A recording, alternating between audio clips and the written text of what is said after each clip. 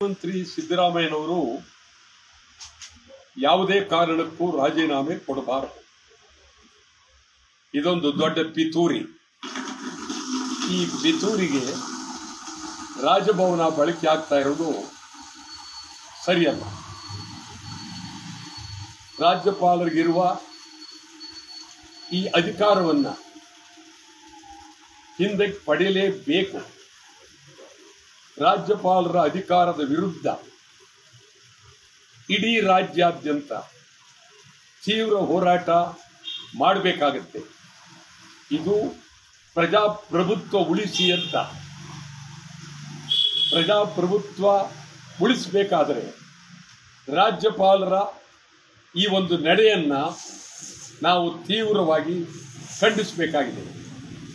ಮುಖ್ಯಮಂತ್ರಿ ಸಿದ್ದರಾಮಯ್ಯನವರು ಏನೇ ಆದರೂ ರಾಜೀನಾಮೆ ಕೊಡಬಾರ್ದು, ಹೋರಾಟ ಮುಂದುವರಿಸಬೇಕು. ಇದು ಸಿದ್ದರಾಮಯ್ಯನವರ ಪ್ರಶ್ನೆ ಅಲ್ಲ.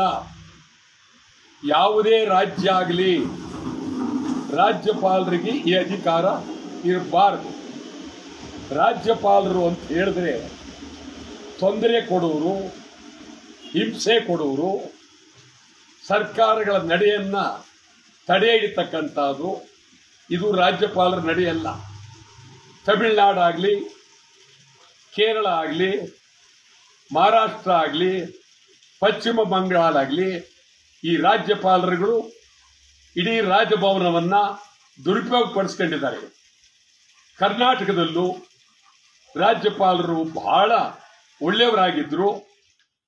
ಯಾಕೆ ಈ ಮಟ್ಟಕ್ಕೆ ಇಳಿದ್ರು, ಇದರ ಹಿಂದೆ ಏನಿದೆ, ಇದು ಬಹಳ ಗಂಭೀರವಾಗಿ ಚಿಂತನೆ ಮಾಡಬೇಕಾಗಿದೆ.